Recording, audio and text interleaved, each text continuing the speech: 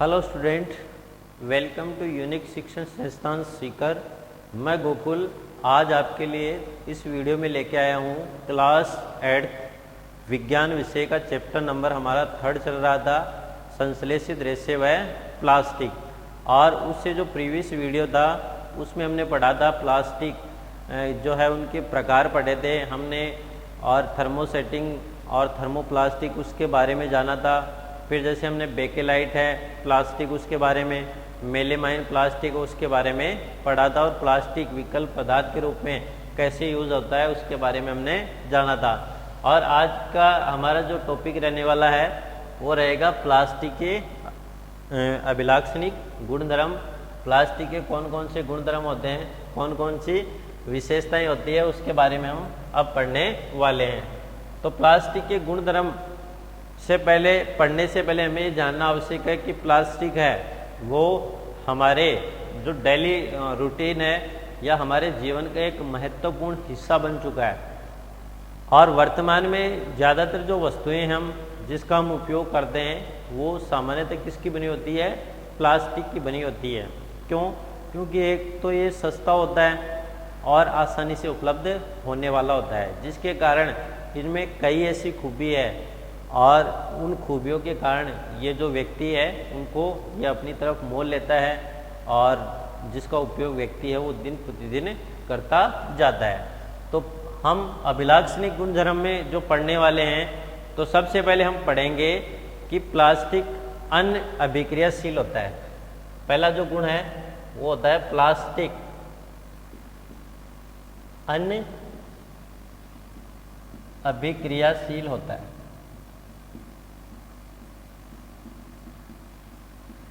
अर्थात जो प्लास्टिक है वो अभिक्रिया नहीं करता है, और अभिक्रिया नहीं करने के कारण इसका जो उपयोग है वो हम कर सकते हैं। इसका एक प्रमुख गुणधर्म है।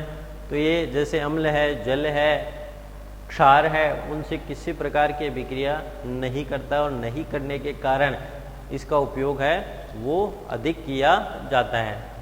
तो प्लास्टिक अनअभिक्रियाशील होता है। तो इसको यदि हम और पढ़ें, जैसे एक उदाहरण के द्वारा हम इसको समझते हैं। जैसे हमारे पास मान लो लोहा है, ठीक है। अब लोहे को क्या करते हैं, वायुमंडल में ऐसे ही हम, जैसे वायुमंडल है और उसके अंदर हमने ऐसे उसको खुला रख दिया। अब लोहा क्या करेगा, वायुमंडल में उपस्थित जो एक तो जलवाष्प है, सबको पता है जलवाष्प उपस्थित होती है, जलवाष्प के साथ क्या है, ऑक्सीजन उपस्थित है, ठीक है। तो ये किससे अभिक्रिया करेगी, जलवाष्प और ऑक्सीजन से। जैसे हम इसको F ही मान लो, और जलवाष्प की जगह चलो इसको अभिक्रिया के द्वारा समझ लेते हैं। ये F ही है, ये H2O है, और ये O2 है। जलवाष्प और ऑक्सीजन से अभिक्रिया करके एक भूरे रंग का एक पदार्थ बनाता है। उस भूरे रंग के पदार्थ को हम क्या बोलते हैं, जंग कहते हैं, रस्ट कहते हैं। तो वो जंग है Fe2O3 H2O। तो ये क्या बना लेगा, जंग बना लेगा। और ये जो जंग है, उस जंग के कारण यदि हम लोहे के जो पात्र हैं उसमें कुछ रखेंगे तो वो नष्ट हो जाएंगे या खराब हो जाएंगे। तो कैसे, जैसे मान लो हमने लोहा है, ठीक है, लोहे के पात्र में हमने कोई अम्ल डाल दिया, ठीक। अब अम्ल डालते ही लोहा है वो अम्ल से अभिक्रिया करेगा और लवण का निर्माण कर देगा। इसी प्रकार यदि हम क्षार डालते हैं तो क्षार डालते ही क्या बन जाएगा, लवण बन जाएगा। और जल है, जल से अभिक्रिया करके जंग बना लेगा। तो इस प्रकार हम बोल सकते हैं कि लोहा धातु है, और वो अम्ल, क्षार और जो जल है उनसे अभिक्रिया करके तरह तरह के क्या बनाते हैं, उत्पाद बना सकते हैं। लेकिन जो प्लास्टिक होता है, अब प्लास्टिक में ऐसा गुण नहीं होता है, ठीक है।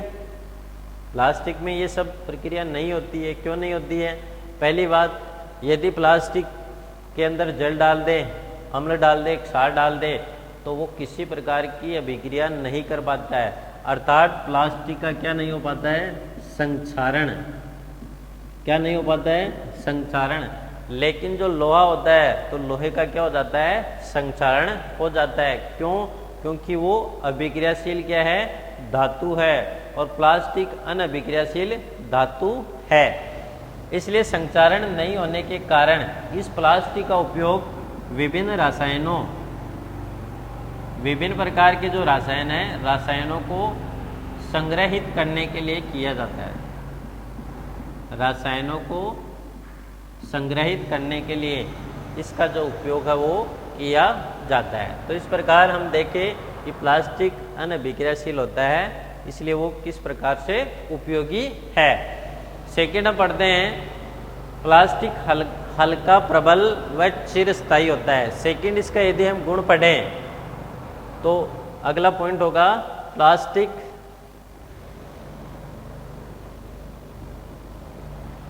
हल्का, प्रबल व चिरस्थायी होता है। हल्का, प्रबल व चिरस्थायी होता है। तो इसको यदि हम लिखें तो एक तो हल्का होने के कारण इसका उपयोग किया जाता है, प्रबल होता है, और चिरस्थायी अर्थात लंबे समय तक इसका जो है उपयोग किया जा सकता है। तो हम इसको कैसे लिख सकते हैं कि जो प्लास्टिक है उसको विभिन्न प्रकार के आकारों में, प्लास्टिक को विभिन्न आकारों में ढाला जा सकता है, ढाला जा सकता है। आकार चाहे कैसे भी हो, उन आकारों में प्लास्टिक को ढाल सकते हैं। उसके बाद में यदि हम लिखें तो हम लिख सकते हैं कि जो प्लास्टिक है वो धातुओं की अपेक्षा सस्ते होते हैं। प्लास्टिक धातुओं की अपेक्षा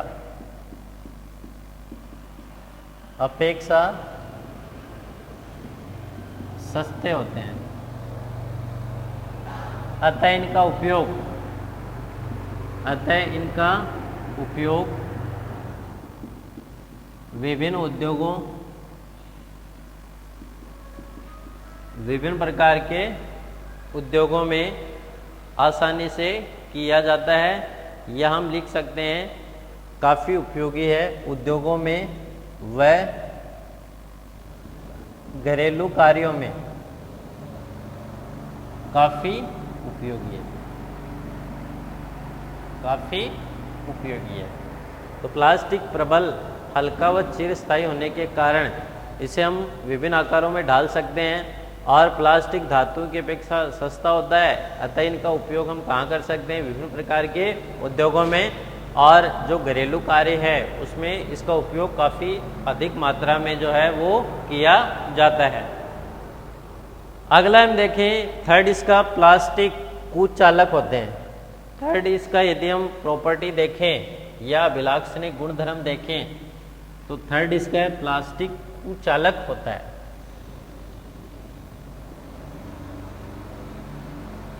प्लास्टिक कुचालक होता है। अब कुचालक है, इसका मतलब प्लास्टिक किसका कुचालक होगा, उष्मा और विद्युत का।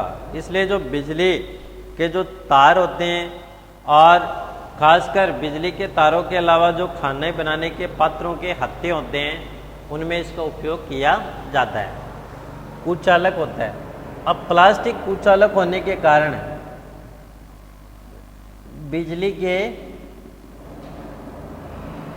तारों के ऊपर का आवरण,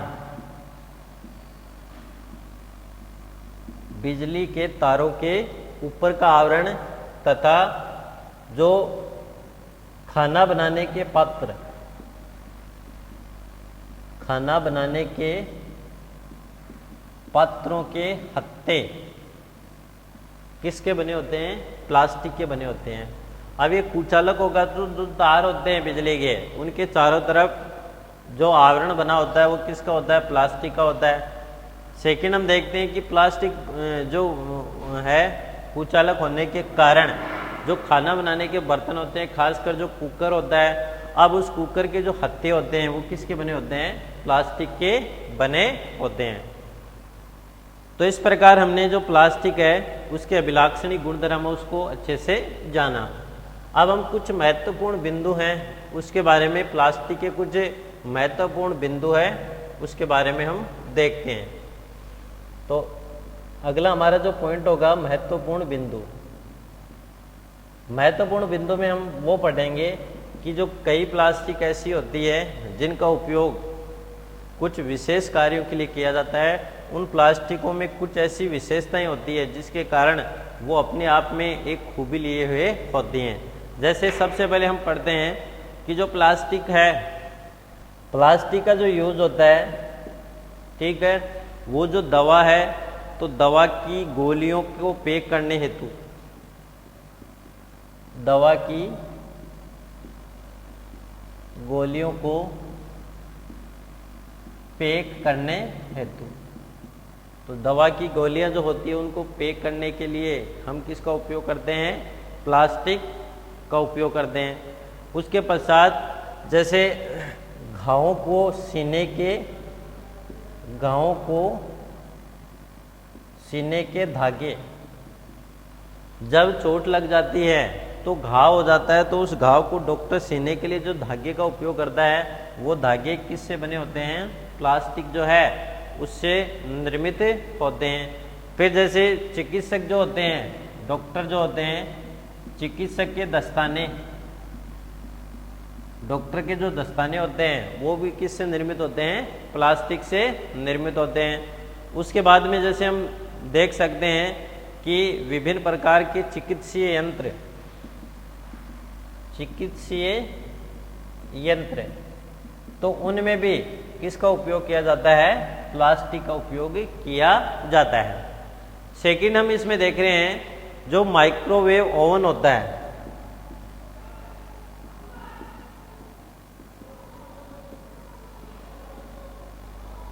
माइक्रोवेव ओवन, और ये जो माइक्रोवेव ओवन होता है इसमें विशेष प्रकार के जो प्लास्टिक का पात्र, प्लास्टिक का उपयोग होता है,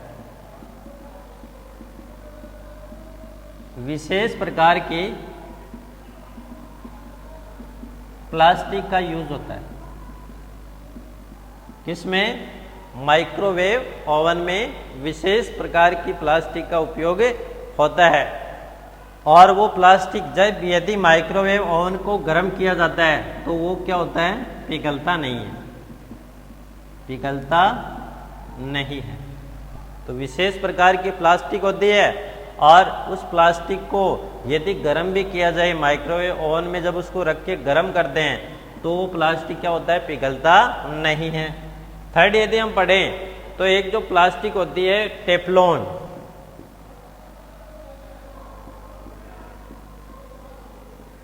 टेफ्लॉन प्लास्टिक, ये जो टेफ्लॉन प्लास्टिक होती है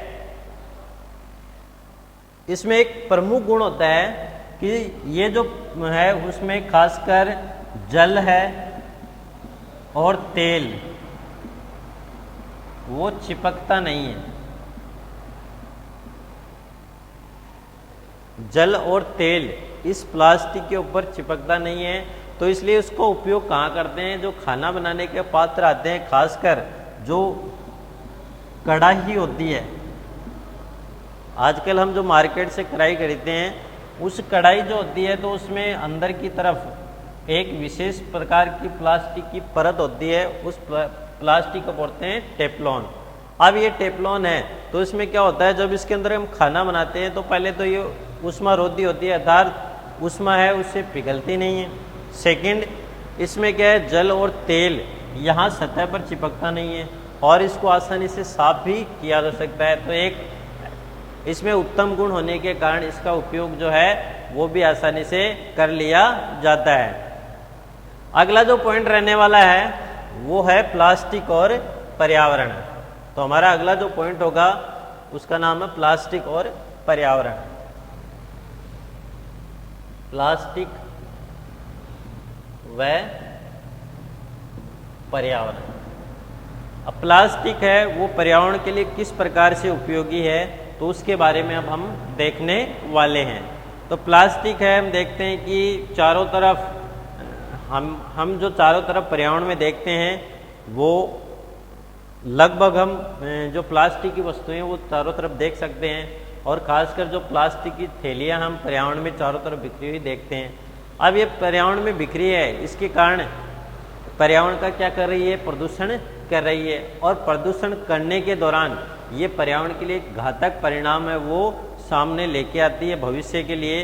तो इसलिए हम इसमें देख सकते हैं कि प्लास्टिक का वातावरण में फैले होने के कारण इसका कई तरह से नुकसान होता है। तो उसे नुकसान से बचने के लिए हमें क्या करना है, इस पर्यावरण को शुद्ध करना है, अर्थात जो पर्यावरण में प्लास्टिक की वस्तुएं फैल रही है तो उसका निदान हम किस प्रकार से कर सकते हैं, तो उसके बारे में हमें सोचना होगा और हमें समाधान करने की आवश्यकता होती है।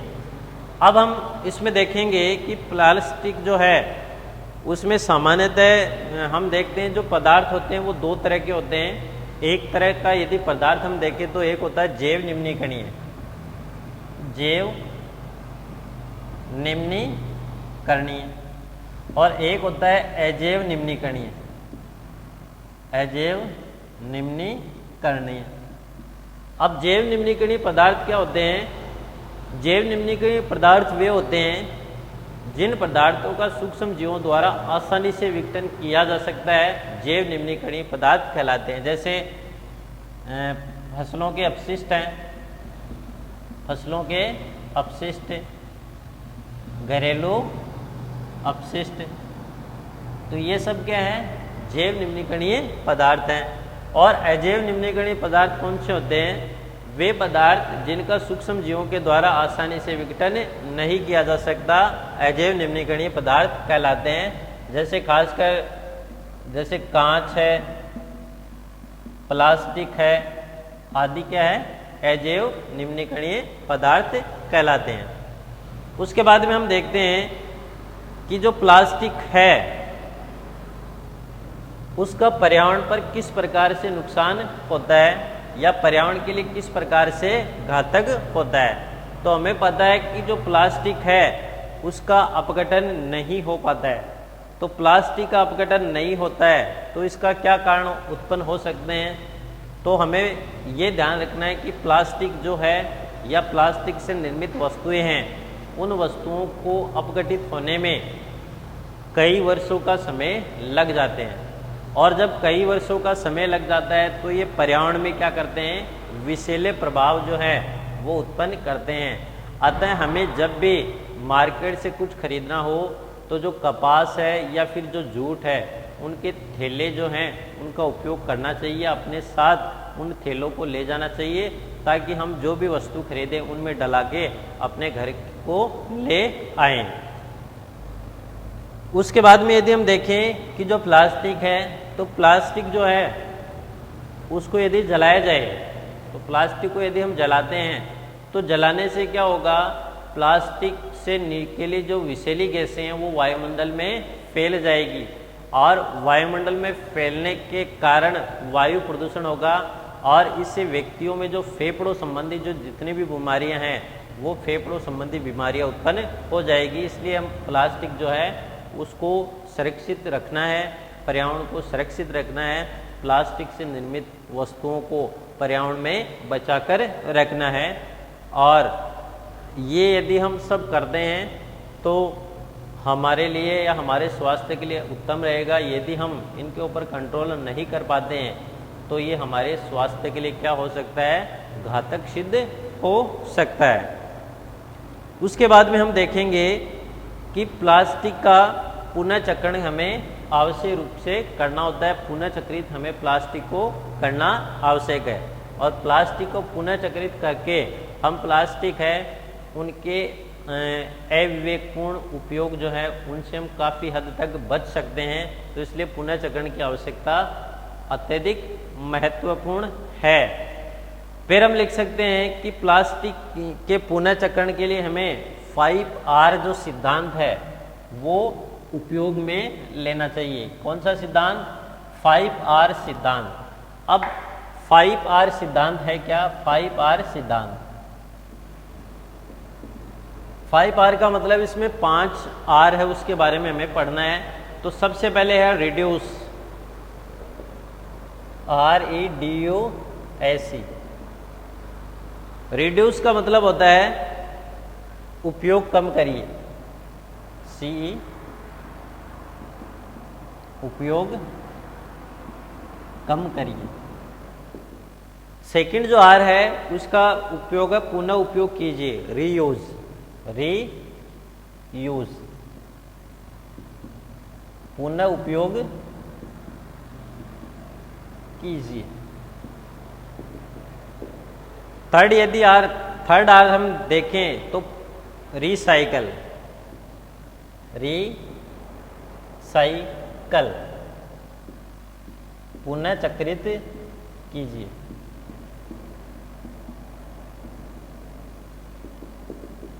फोर्थ आर यदि हम देखें तो फोर्थ आर का होता है रिकवर, पुनः प्राप्त कीजिए, COVER, रिकवर, पुनः प्राप्त कीजिए। और जो 5 आर होता है तो 5 आर का मतलब होता है उपयोग ना करना, रिफ्यूज, रिफ्यूज,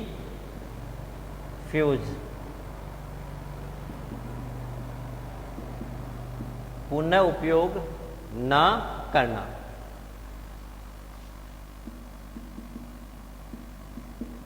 पुनः नहीं, उपयोग ना करना, यानी लास्ट है कि उनका उपयोग ही मत करो, तब हम इसको बच सकते हैं। पहले रिड्यूस, उपयोग कम करिए, जहां तक हो सके उपयोग को कम किया जाए। सेकेंड है रीयूज, पुनः उपयोग कीजिए, कि प्लास्टिक है उन्हीं को बार बार उपयोग करते जाएं। तीसरा है रिसाइकल, पुनः चक्रित कीजिए, जैसे प्लास्टिक है उसको हमने काम में ले लिया, उसके बाद में उससे नई वस्तुएं निर्मित करके मार्केट में आनी चाहिए। और है रिकवर, पुनः प्राप्त कीजिए, पुनः प्राप्त कर लेनी चाहिए।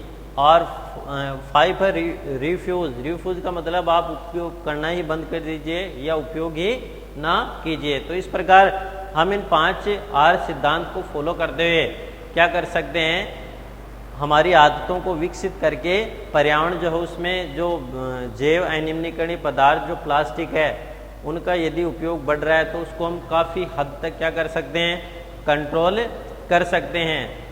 उसके बाद में जैसे प्लास्टिक है तो प्लास्टिक वो कैसे घातक हो सकती है, तो सबसे पहले हमें ये ध्यान रखना है पशुओं के लिए किस प्रकार घातक हो सकती है।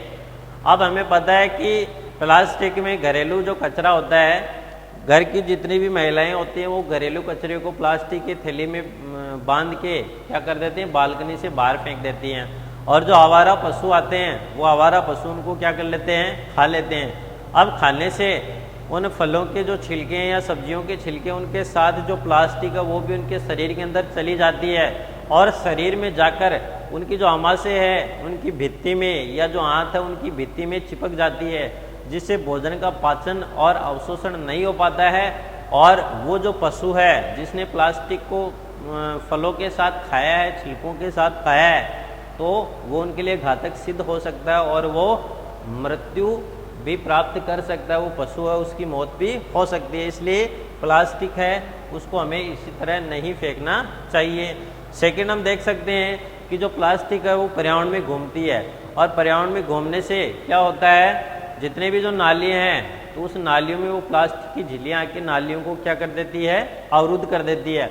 और जब नालियाँ अवरुद्ध हो जाएगी तो जितना भी जो गंदा पानी है वो रोड के ऊपर आ जाएगा और रोड के ऊपर जो पानी आने के कारण क्या होगा, जैसे पानी आया उसमें मच्छर मक्खियाँ उनके लार्वा हैं वो पनपने लगेंगे, जिससे वातावरण में यह संबंधित इलाका है वहाँ पे काफ़ी मात्रा में जो बीमारी है वो फैल सकती है। तो इस प्रकार जो प्लास्टिक है उनका हमें अच्छे से दोहन जो है वो करने की अति आवश्यकता होती है। थर्ड हम लिख सकते हैं एक अच्छे नागरिक के रूप में हमारा क्या दायित्व है हो सकता है। तो अगला हमारा जो पॉइंट रहने वाला है इस चैप्टर का अंत पॉइंट है, अच्छे नागरिक के रूप में हमारा दायित्व है। अच्छे नागरिक के रूप में हमारा दायित्व। तो हम एक अच्छे नागरिक के रूप में समाज के लिए क्या कर सकते हैं, जो जैव अनिम्नीकरणीय वस्तु उनको व्यर्थ बहाने से लिए या व्यर्थ बचाने के लिए। फिर पहला है जो थैलियाँ प्लास्टिक की थैलियाँ हैं उनको जलाशय या सार्वजनिक स्थान है उनके ऊपर नहीं फेंकना चाहिए, पहला। सेकेंड हम लिख सकते हैं कि खरीदारी के लिए जब हम जाएं, जब हम खरीदारी करें उस स्थिति में हमें जो कपास या जो जूट है उन जूट के थैलों का उपयोग करना चाहिए। कपास व जूट के थैलों का यूज। और कचरा है वो सार्वजनिक स्थानों पर ना फेंके। और यदि हम थर्ड इसका देखें अच्छे नागरिक के रूप में, वो है प्लास्टिक का यूज कम से कम करें। ये प्रमुख है, प्लास्टिक का यूज कम से कम करें। जहाँ तक हो सके तो प्लास्टिक जो है उनका उपयोग कम से कम जो है वो किया जाना चाहिए। और प्लास्टिक के स्थान पर जो स्टील है, प्लास्टिक के स्थान पर स्टील के डिब्बों का यूज करना चाहिए। तो इस प्रकार आज की वीडियो में हमने जाना कि प्लास्टिक में कौन कौन से विलाक्षणी गुणधर्म होते हैं जिनके कारण हम इसका खासकर उपयोग करते हैं। उसके बाद में हमने देखा कि प्लास्टिक वो पर्यावरण के लिए किस प्रकार घातक सिद्ध होती है, नुकसान पहुंचाती है। लास्ट में हमने देखा कि एक अच्छे नागरिक के लिए हमारा प्लास्टिक या पर्यावरण को संरक्षण करने में लिए कौन सा दायित्व है, और हमने प्लास्टिक के संरक्षण के लिए या पर्यावरण के संरक्षण के लिए 5R जो सिद्धांत है उसके बारे में अच्छे से जाना।